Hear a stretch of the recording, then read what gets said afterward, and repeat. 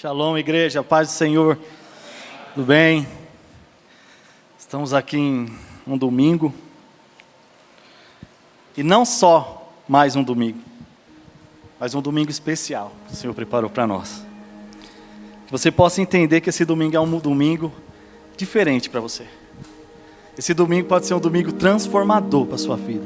Depende de como você vai absorver aquilo que o Senhor tem para falar ao seu coração nessa manhã. Amém? Eu estou muito feliz de estar aqui hoje, de ter o privilégio de ser um instrumento usado pelo Senhor. E mais do que isso, eu me sinto lisonjeado, porque quando a palavra do Senhor vem sobre nós, vem sobre você que vai preparar a palavra, que tem esse privilégio, ela acaba com você. Ela muda você de uma forma que realmente não é mais você. Você fala, meu Deus, obrigado, Senhor, por ter falado tanto ao meu coração, por ter me dado essa visão que há tempos eu não tinha. Obrigado, Senhor, por começar a trabalhar a minha mente, a tentar empregar em mim uma mudança de mente. E hoje nós temos o tema aqui, metanoia, mudança de mente. E eu queria trazer algo sobre reconstruir o altar. Mas antes de começar, eu queria resumir algo simples da Bíblia, para nós conseguirmos partir inteirar no sentido daquilo que eu quero trazer para os irmãos. Havia um tempo em Israel que já não se adorava mais a Deus. O povo estava adorando vários deuses e misturando crença e fazendo uma bagunça geral. E Deus, ele chama Elias e manda Elias ir até Acabe, que é o rei de Israel naquele tempo, e fala assim: Elias, diz a Acabe que não choverá mais em Israel, não vai cair uma gota do céu em Israel. Para vocês terem noção, Israel, ele era o agronegócio do tempo, era onde se tinha mais trigo, onde eles plantavam, onde eles vendiam, era o que fazia Israel girar, era isso, eram as plantações. Então Elias, ele foi até Acabe, e ele diz: Acabe, por tudo que está acontecendo, Deus manda dizer que não chove mais em Israel. E Acabe meio que sem entender. E o tempo foi passando e Acabe começou a perseguir Elias. E não só Elias, mas todos os profetas do Senhor por isso. Foi um período de 3 anos e meio sem uma gota de água cair do céu. Imagine a confusão que estava Israel, meus irmãos. Imagine essa confusão. O povo que dependia da água para tudo não tem água, não tem chuva, não tem nada. A seca domina Israel, domina. E Acabe começa a procurar Elias em vários lugares, em vários reinados, conversando com eles: vocês têm visto Elias? Eu quero Elias. E Deus tem guardado Elias de uma maneira sobrenatural. Enquanto ele procurava Elias lá com os reis, Elias estava na casa de uma viúva sendo tratado. E com o passar do tempo de 3 anos e meio, como eu disse,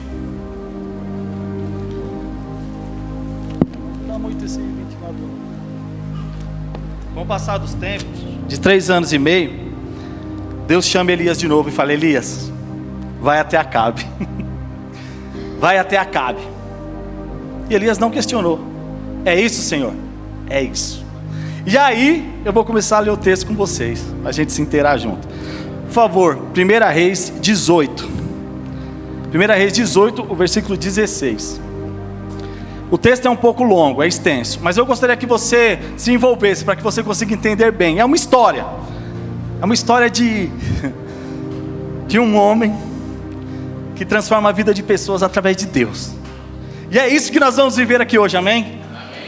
Transformações através de Deus. Vamos lá. Começa assim: então Obadias foi encontrar-se com Acabe, e passou-lhe a informação, e Acabe foi ao encontro de Elias. Aí começa onde eu terminei. Pula, por favor. Quando viu Elias, Acabe disse: é você mesmo, perturbador de Israel? É por causa de você que eu estou passando essa seca aqui. É por causa de você que não tem água, que não tem chuva. É por causa de você que nós estamos passando tudo isso. Mal sabe ele, ou sabe, que a culpa era do que ele estava fazendo, dos deuses que eles estavam servindo. Era por isso que não tinha água. Vamos continuar. Aí Elias fala: não tenho perturbado Israel, mas sim você e a família do seu pai. Vocês abandonaram os mandamentos do Senhor e seguiram os Baalins. Agora, convoque todo o povo de Israel para encontrar-se comigo no Monte Carmelo. Traga os 450 profetas de Baal e os 400 profetas de Azira, que comem na mesa de Jezabel. Então Acabe convocou todos os israelitas e reuniu os profetas no Monte Carmelo. Elias apresentou-se a todo o povo e disse: presta atenção, meu irmão. Até quando vocês vão titubear de um lado para o outro? Se o Senhor é Deus, siga-no. Se porém Baal, sigam-no. O povo, contudo, não respondeu. Elias então disse: eu sou o único que restou dos profetas do Senhor, mas há 450 profetas de Baal. Tragam 2 novilhos. Escolham os profetas de Baal um novilho, cortem-no em pedaços e o ponham sobre a lenha, mas não acenda o fogo. Eu prepararei outro novilho e colocarei sobre a lenha, mas não acenderei nela. Então vocês invocarão o nome de seu Deus, e eu invocarei o nome do Senhor.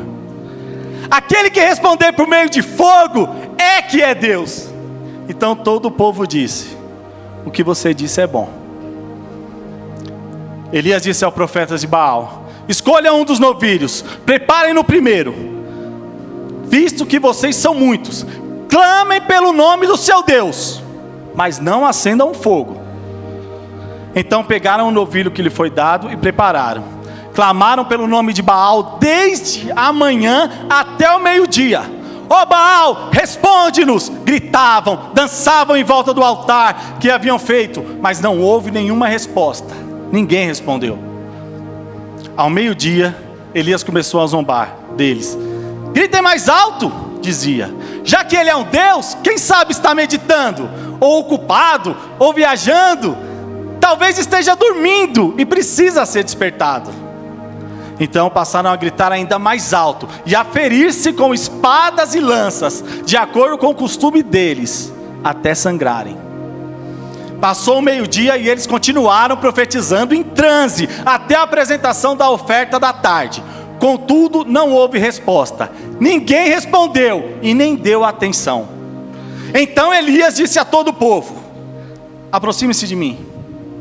E Elias reparou o altar do Senhor que estava em ruínas. Depois apanhou 12 pedras, uma para cada tribo de descendentes de Jacó, a quem a palavra do Senhor tinha sido dirigida, dizendo-lhes: o seu nome será Israel. Com as pedras construiu um altar dedicado ao nome do Senhor, e cavou ao redor do altar uma valeta, no qual poderiam ser semeados 2 seás de semente. Arrumou a lenha, cortou um novilho em pedaços e pôs sobre a lenha. Então disse: encham de água 4 jarros e derramem sobre o holocausto e sobre a lenha. Façam o mesmo novamente, disse eles. E fizeram de novo. Façam pela 3ª vez, ordenou de novo. E eles fizeram pela 3ª vez. A água escorreu em volta do altar, até encher a valeta. No momento da apresentação da oferta, o profeta Elias pôs-se de frente ao altar e orou: Senhor Deus de Abraão, de Isaque e de Israel, que hoje fique conhecido que tu és Deus em Israel, que eu sou o teu servo e que fiz todas essas coisas por ordem tua. Responde-me, ó Senhor, responde-me, para que esse povo saiba que tu, ó Senhor, é Deus e que faz o coração deles voltar para ti. Oh, glória a Deus. Então o fogo do Senhor caiu e queimou completamente o holocausto, a lenha, as pedras, o chão, e também secou totalmente a água da valeta. Quando todo o povo viu isso, todos caíram prostrados e gritaram: o Senhor é Deus, o Senhor é Deus. Oh, glória! Qual é a sua exaltação para dizer hoje: o Senhor é Deus? Você pode dizer onde você está: o Senhor é Deus, o Senhor é Deus. O Senhor é Deus, o Senhor é Deus. Baixe sua cabeça por um instante. Senhor Deus, estamos aqui diante de Ti, Senhor. Que o nosso coração esteja totalmente voltado ao Senhor, voltado à reconstrução do nosso altar diante do Senhor. A palavra que o Senhor traz é transformadora a nossa vida. Que não haja nenhum impedimento da nossa parte, Senhor, para não ouvir a Tua palavra, para não ter uma transformação do Senhor, para não transformar a nossa mente. Ô Senhor, que o Senhor possa encontrar aqui uma terra fértil para a Tua semente semear, Senhor. Que nós possamos estar com o coração e mentes abertos ao Senhor nessa manhã, Senhor. Que vidas saiam daqui transformadas, que não seja apenas mais um dia, que não seja apenas mais um culto, mas seja um dia de transformação em mentes renovadas, Senhor, através do Teu nome, através do Senhor, ó Deus. Aleluia, Deus. Glórias a Ti, ó Deus. Irmãos, nós vemos ali um povo que não precisa de muita explicação. Um povo que começa a adorar outros deuses. Um povo que começa a não acreditar mais no que Deus pode fazer na vida deles.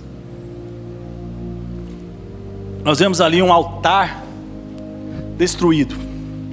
Se nós formos pensar o que é altar? O que é altar? O altar vem do nome lugar alto. E antigamente no Velho Testamento, o altar era o lugar onde se expiava os pecados, onde tinha, os profetas colocavam o cordeiro e tudo mais, o Senhor consumia. Só que, irmãos, hoje nós vivemos um tempo novo do Senhor, e glória a Deus por isso, por Cristo ter dado a vida por mim e por você. E hoje nós não precisamos montar altares, nós precisamos ser o altar. É muito mais intenso do que montar um altar, é ser o altar. E diante disso, qual é o que nós temos oferecido para o fogo descer nesse altar que nós somos? É por isso que eu falei que é muito dura a palavra, principalmente começou comigo, porque eu comecei a refletir, o que eu tenho oferecido para o fogo descer? O que eu tenho oferecido? E ali nós vemos Elias, um cara corajoso, porque ele estava ameaçado de morte. Ele estava no meio de 450 inimigos dele. Se fosse numa luta ele não conseguiria, mas quem lutava por ele era maior. O propósito de Deus era maior do que 400, do que o que tinha. Elias teve coragem. E você vê que um ponto que começa, Elias não começa orando, ele começa arrumando o altar. Irmão, muitas vezes o nosso altar, ele está destruído. Ele está destruído, e sabe o que a gente está fazendo? A gente está querendo oração. O orar é importante, o orar é fundamental, mas você precisa decidir mudar. É orar mais ação. Você está esquecendo a ação e está pedindo para orar. Você está aqui, irmão, ora pela minha vida espiritual, mas não está fazendo nada para mudar a sua vida espiritual. Elias, ele começa arrumando o altar, pegando pedras. Imagina o povo olhando, o que esse louco está fazendo com essas pedras? Ele não vai orar e o fogo cair? A gente está esperando o fogo. E Elias está ali levando pedras, levantando pedras, 12 pedras. E eu imagino que ele pegou 12 pedrinhas, deve ter pegado pedras grandes, porque era para todo o povo de Israel ver. Ele começa carregando pedras, começa pegando lenha, e aí ele corta o touro ali. Aí sim ele ora para o fogo cair. Sabe o que acontece, irmãos? Nós temos orado e não temos agido. Não temos agido. Se você ficar, irmão, ora por mim, irmão, ora por mim, o irmão vai orar, porque orar é de Deus, nós entendemos isso, mas você tem que agir, você tem que decidir, a partir de hoje eu mudo, a partir de hoje eu mudo, a partir de hoje eu mudo a minha mente em relação ao que eu venho pensando sobre o Evangelho, eu mudo. Irmãos, durante muito tempo o altar de Deus foi usado ali, em Israel, só que ele estava abandonado, porque Deus não ia dividir a glória dele com outros deuses em maneira nenhuma. Deus não divide a glória dele em nada. Nada Deus divide a glória. Você tem que entender isso. Deus não divide a glória dele. Isso tem que ser direto na nossa cabeça. Deus não divide a glória dele. Não adianta. Ou você está inteiro para Deus, ou você não está. Não adianta você achar o tom, você está bem, então mais ou menos não existe. É inteiro, é intenso. Por isso que o altar que eles erguiam para Deus, não descia mais fogo. Não descia. E agora eu quero falar sobre altares destruídos. Irmão, hoje o nosso altar, eu não sei como encontra o seu altar, eu sei do meu altar. E meu altar, de certa forma, se encontrava destruído. Eu precisei reconstruir o meu altar para poder estar aqui, senão não tinha condição nenhuma. Eu não conseguiria pregar algo que eu não vivesse. Eu não conseguiria pregar algo no qual eu não começasse a viver, não entendesse e mudasse a minha mente. Eu não conseguiria. Você vai avaliar o seu altar nessa manhã. Você vai avaliar o seu altar. E você sabe o que mais tem derrubado altares? A perca da primazia de Deus na nossa vida. Você sabe o que é a primazia de Deus? É Deus como um todo na sua vida. Nós começamos a achar que Deus tem limites para fazer as coisas na nossa vida. Nós começamos a achar que Deus não pode fazer tudo na nossa vida. Nós começamos a achar que Deus não tem poder mais sobre a nossa vida. Nós começamos a achar que Deus já não é quem Ele diz que é. Você acaba com a primazia de Deus. Você acaba com o tudo que Deus é na sua vida. Tem acontecido muito disso. Acabar da primazia. Quando Elias vem ali e ele traz as 12 pedras, você sabe o que ele está lembrando ao povo? Lembra quem é Deus na vida de vocês. É esse Deus aqui, que transformou Jacó em Israel por vocês. É Ele que fez 12 tribos para vocês. É Ele que fez todo o processo para vocês. É esse o Deus que vocês deixaram de servir. E agora eu digo a você, qual é o Deus que você deixou de servir? Qual é o Deus que você acabou a primazia? O Deus que te tirou de lá da rua? O Deus que te livrou das drogas? O Deus que curou doença? É esse Deus que você tem deixado de adorar e tem levantado altares a outros deuses? Você tem levantado os altares ao dinheiro? Temos levantado os altares a outras coisas, porque não acreditamos mais que Deus pode agir. Acabamos com toda a primazia de Deus na nossa vida. Por favor, abre para mim em Colossenses 1,18.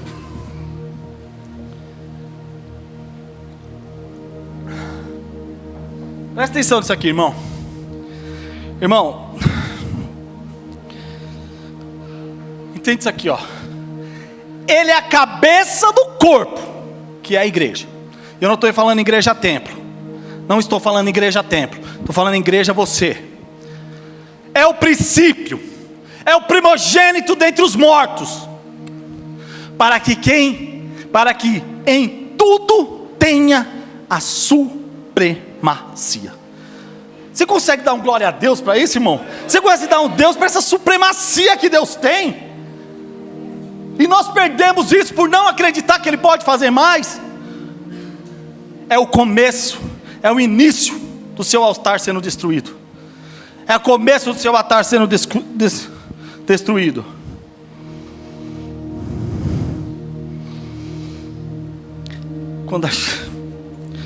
Quando achamos que Deus não atende mais às nossas orações. Quando achamos que Deus não atende mais às nossas necessidades. Quando achamos que nós precisamos dar recursos para Deus trabalhar. Você acha que você precisa dar recurso para Deus trabalhar na sua vida, irmão? Você acha que você precisa dar recurso para Deus fazer um milagre na sua vida? Você acha que você precisa dar recurso? Você tem que dar o coração. Você tem que entender que Ele é o primeiro. Você tem que entender que Ele é tudo. É só isso. Quer dar recurso? Entrega o coração. Quer dar recurso? Ouve. Quer dar recurso? Se mova. Deixa Deus trabalhar no seu coração dessa forma. É assim que o altar começa. E é assim que ele se destrói também. Baal, ele significa Deus da fertilidade, Deus da chuva, e também ele significa Senhor. E o povo estava querendo o quê? Chuva. Nós precisamos de chuva. Deus não está dando, vamos procurar o Deus da chuva. Quem é o Deus da chuva? Baal. Ô Baal, derrama a chuva aí, Baal. Agora a gente serve Baal. Irmão, você não muda nem de time e está mudando de Deus. Você é mais fiel ao seu time do que a Deus. Oh, que difícil ouvir isso, né? Que difícil ouvir isso. Você é mais fiel ao seu time do que a Deus. Seu time está uma porcaria, não responde às suas expectativas. Você compra ingresso para ir no estádio, ele não joga nada. Toma uma goleada e você não muda. Aqui sei lá, qualquer time é até o fim. Aqui é qualquer... Mas você não fala, Deus não está respondendo, mas aqui é Deus até o fim. Deus não está respondendo, mas aqui é fidelidade pura. Aqui Deus ainda não respondeu, mas eu estou aqui servindo, porque o meu Deus não muda. Porque Ele é primícia na minha vida. Porque Ele é primícia. Agora eu não queria falar isso não, mas vou falar. Se você não oferta, você não tem Deus como primícia.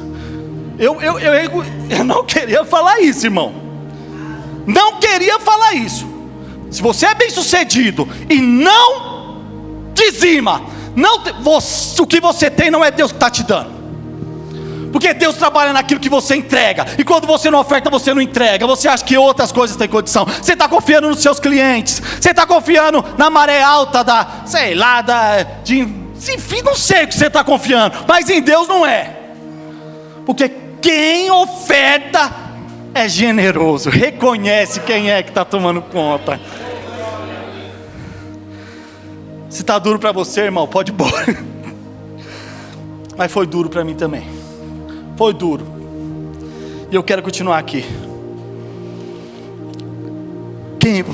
Eu sempre vou perguntar: quem é o Deus que você tem servido? Qual é o seu altar? Está queimando por o quê? O problema não é você ser um altar. O problema é você queimar pela coisa errada. O problema é você queimar pela coisa errada. Eu vou te explicar uma coisa. Tem muita gente que o altar está queimando por emoção. Está queimando por emoção. Você sabe por quê? Porque você vem aqui no culto, você ouve um louvor que fala com você, e você começa: eu vou mudar. Não, a partir de hoje eu saio daqui diferenciado. O louvor falou comigo, a palavra foi boa, falou comigo. Não, eu vou mudar, não tem como, preciso mudar. Você começa a agir na emoção. Você começa a ser emocionado.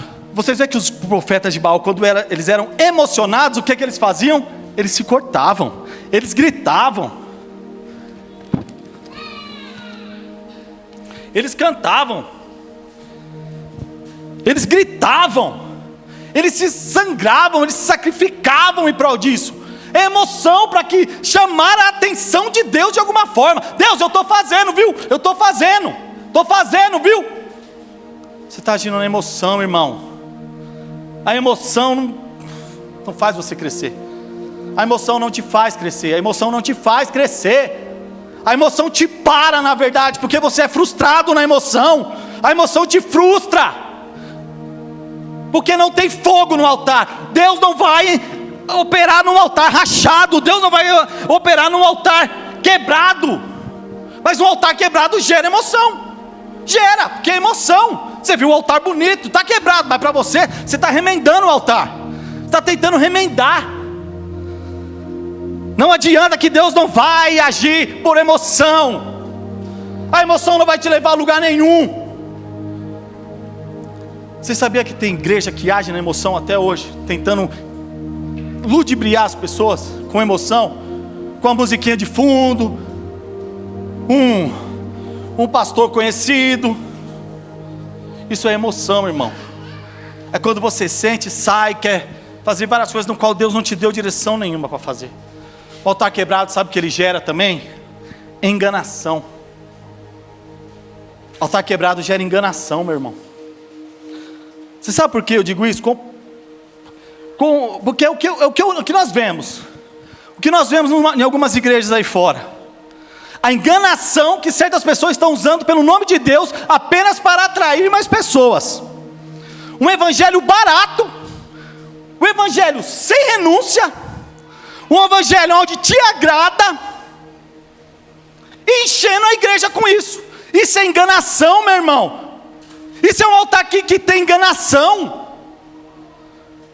Isso vai para frente como? Quando o Senhor voltar e falar: eu nunca te conheci. Mas como, Senhor? Minha igreja era cheia, olha aqui. Fala: irmão, filho, como? Você foi enganado. Você se enganou, porque eu nunca disse isso. Eu sempre tive princípios, ensinei princípios. Aonde?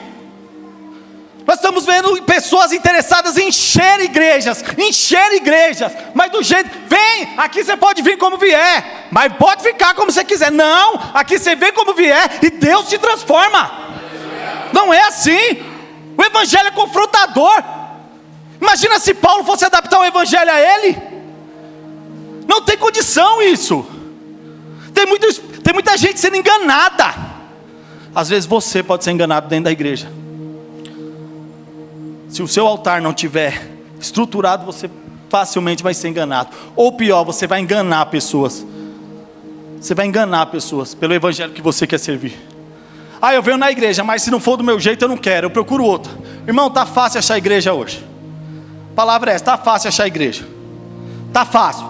Se aqui não tá bom para você, vai ter uma que serve para você. Mas eu não digo sobre a palavra de Deus, eu digo sobre comodismo para você. Uma igreja que vai aceitar você trair a esposa, uma igreja que vai aceitar você do jeito que você é, como homossexual ou não, uma igreja que vai aceitar você ter 2 mulheres.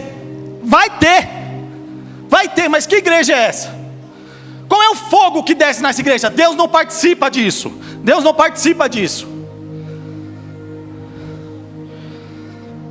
Você quer reconstruir o altar? Não precisa responder para mim não. Você quer reconhecer, você quer reconstruir seu altar, meu irmão? Então começa. Hoje é o dia de começar a reconstrução desse altar. Creia que não, como eu disse no começo, não é à toa que você veio aqui. Você veio aqui porque Deus quer falar algo ao seu coração que precisa ser transformado, precisa ser reconstruído, precisa ter uma metanoia, mudança de mente sobre coisas que você pensava e começa a pensar agora. Para você começar a mudar, Deus me falou sobre 3 pontos simples para recomeçar a reconstruir o altar. Essas 3 palavrinhas aqui, ó: reconhecer, arrepender, mudar. Você precisa ter essas 3 coisas para reconquistar o seu altar. Para reconquistar não, para reconstruir. Reconhecer primeiro a soberania de Deus sobre a sua vida, porque tudo começa nisso. Você não consegue começar um altar sem a soberania de Deus. Elias não conseguiria montar o altar se não fosse pelas pedras. As pedras começam ali sendo a soberania de Deus. Vamos pôr, as pedras são a soberania de Deus sobre a sua vida. E as pedras são fortes, porque a soberania de Deus, ela tem que ser forte na sua vida. Ela tem que ser fixa. Independente da situação, você tem que saber que é fixo o poder de Deus sobre a sua vida, que Ele é único sobre a sua vida, que não existe nada além de Deus na sua vida. É simples assim.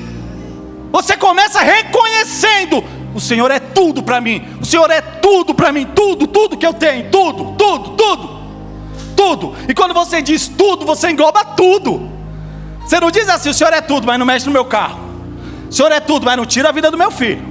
O Senhor é tudo, mas não tira o meu emprego. O Senhor é tudo, mas não faz a minha empresa falir. O Senhor é tudo, senão o Senhor deixa de ser tudo. Aí é que eu quero ver. Aí é que eu quero ver até onde Deus foi tudo na sua vida. Até onde Deus foi tudo na sua vida. Então, primeiro passo: reconhece a soberania de Deus sobre a sua vida. Para de contar a sua história.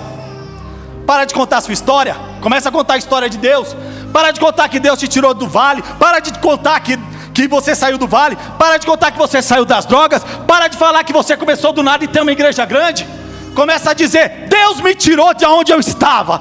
Deus fez isso na minha vida. Deus me curou. Deus me deu condição e sabedoria para abrir uma empresa.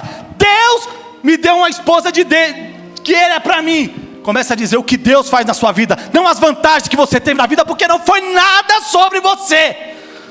Se você quer ser reconhecido, você vai para o ML, lá vão te reconhecer.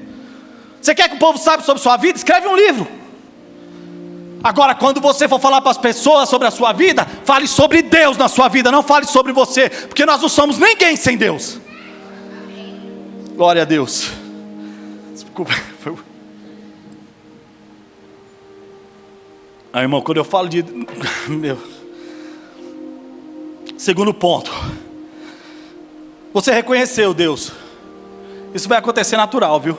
Você reconheceu Deus como a primazia da sua vida. Deus é tudo para mim. Então se arrepende do que você fez. Se arrepende. E arrependimento não gera barulho. Arrependimento gera mudança. Elias põe as pedras e depois Elias põe o quê? A lenha.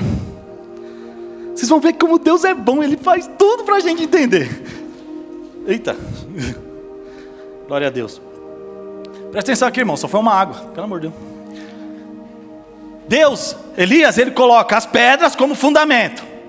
Ele coloca a lenha. Você sabe por quê? No arrepender vem a lenha. Porque a lenha é o que dá força para a chama. Quando você se arrepende, zera. Sua expectativa começa de novo. E o tanto de lenha que você pôs é o tanto que você espera que o fogo desce e consuma. Alimenta com lenha. Arrependa-se. Arrepender gera mudança. Então você muda e começa a abastecer. Sabe, lembra quando vocês aceitaram, quando a gente aceitou Jesus, aquela empolgação? Pelo menos eu tinha uma empolgação muito grande. Eu aceitei Jesus, falei, não, minha vida vai mudar. Vai mudar. Eu vou falar de Jesus para meus pais, vou falar de Jesus para todo mundo. Não falei de Jesus para ninguém.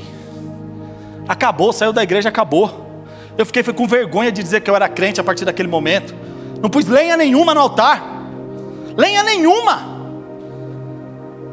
Hoje é tempo de você pôr lenha no seu altar. Se arrepende e põe a lenha. Abasteça o seu altar de lenha, porque a expectativa do fogo do Senhor é grande. Porque quando o fogo do Senhor cai, não é faísquinha não, é fogo grande, meu irmão.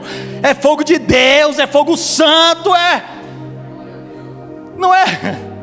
Qual é a sua expectativa? É o tanto que você se arrepende daquilo que você fez. É o tanto que você abastece. Você enche de lenha.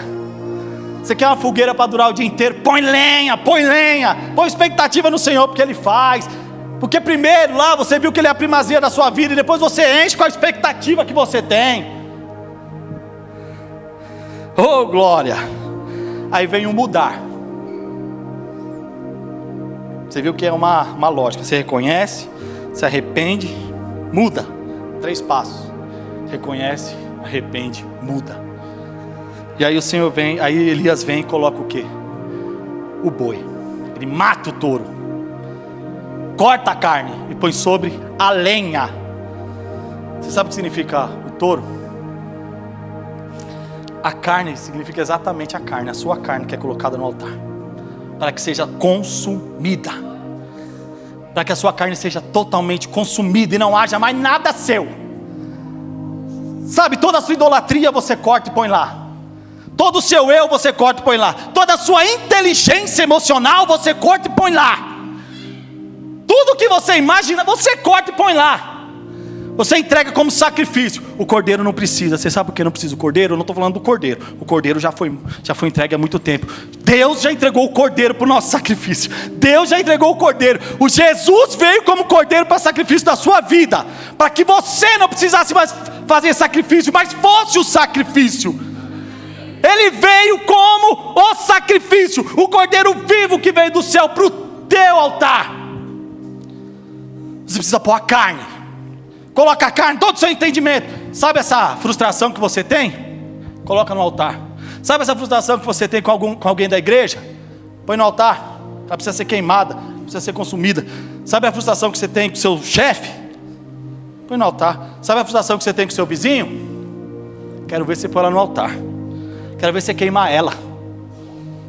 Corta lá o boi, põe lá. Corta o touro e põe a frustração lá. Porque quando você coloca, vem desde a primícia. Deus é minha primícia. Deus é tudo para mim.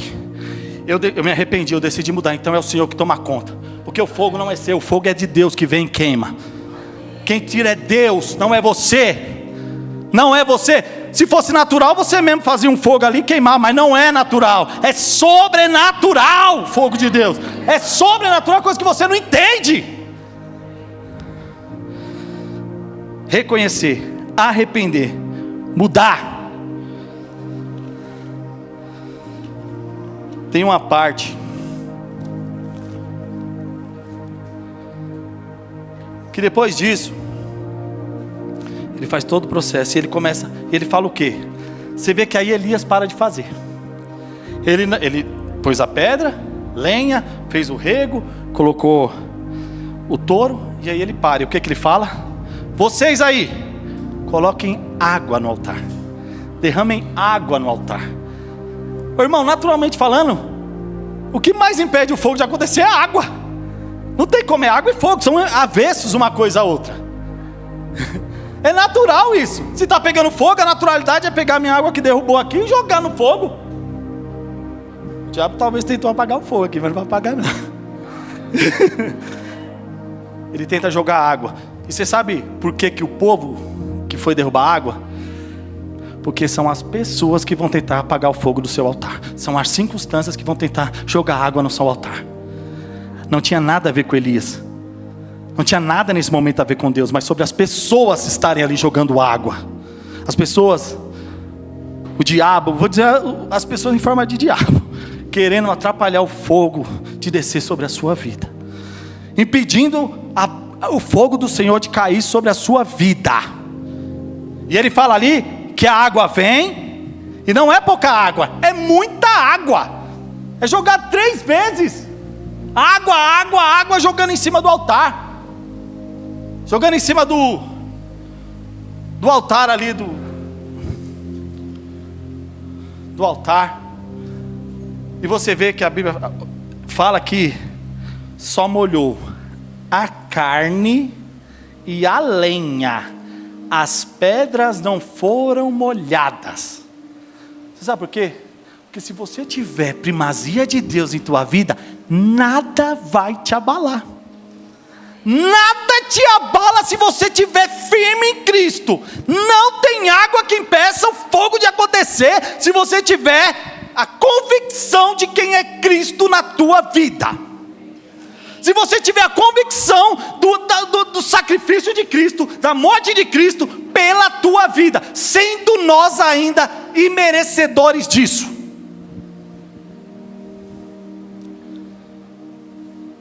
A pedra não é molhada.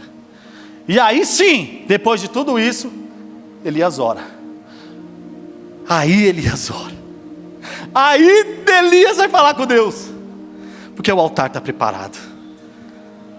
É aquilo que eu falei no começo. Você está com o altar todo bagunçado, querendo orar antes de arrumar, irmão. Tudo bagunçado, querendo receber de Deus, todo bagunçado, não vai cair. Servindo a 2, 3 deuses. Baal também era Deus, de letra minúscula, mas era Deus para eles. Mas o Deus que nós servimos, irmãos, é o Deus de letra maiúscula. É um Deus que faz a mudança. É um Deus totalmente diferente. Irmão, nós somos tão pequenos diante de Deus. Nós se colocamos tão pequenos diante de Deus, que nem louvor a gente sabe entoar a Deus. Sabia disso? A gente canta louvores de outras pessoas que tiveram experiências com Deus. Você consegue imaginar isso? A gente canta louvores aqui de outras pessoas que tiveram experiência, de outras pessoas que serviram, que tiveram algo com Deus. Mas qual é o seu louvor para o Senhor? Qual é o louvor que você tem entoado?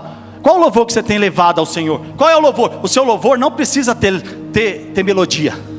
O seu louvor não precisa ter instrumento. Sabe o que o seu louvor tem que ter? Arrependimento, mudança, transformação. O seu louvor muitas vezes, sabe o que ele vai ter? Lágrima, porque mexeu com o seu ego. Porque vai mexer com o seu ego. É isso que o seu louvor tem que ter. O seu louvor é baseado na primazia de quem é Deus para você. É no reconhecimento de quem é Deus para você que o seu louvor é entoado. Mas nós nos limitamos a cantar louvores e se emocionamos com louvores que outras pessoas escreveram. Não estou falando que é errado isso, irmão, porque tem muito louvor que nós vemos que foram homens de Deus que inspiraram. São homens de Deus que fizeram, que tiveram uma direção de Deus para fazer isso. Mas tem muito louvor que se você não escuta ele inteiro, se você escuta só uma parte, ele pode estar adorando outros deuses e você entregando a sua vida a ele. Tenha muito discernimento no louvor que você vai cantar, no louvor que você ouve, naquilo que você ouve. Aí muita gente fala, é pecado ouvir música do mundo? Não, é pecado não, imagina. Para quem foi dedicada a música, meu irmão? Quem fez a música? Qual era a intenção da música que ele fez? Ah, mas no meio gospel não tem isso. É lógico que tem. É lógico que tem. É tempo de reconstrução. É tempo de mudança de mente. É tempo de reconhecer. É tempo de reconhecer, arrepender, mudar e viver novas coisas de Deus para a sua vida. Chega da mesmice espiritual sobre a sua vida. Não aceite a mesmice espiritual sobre a sua vida. Não aceite continuar do jeito que você está, conhecendo Deus pela vida das pessoas. Não aceite isso. Comece a entender Deus de uma maneira única sua, uma adoração verdadeira e direta com Ele. Comece a entregar e entender que Deus é o melhor da sua vida e nada vai mudar. Não é carro, não é casa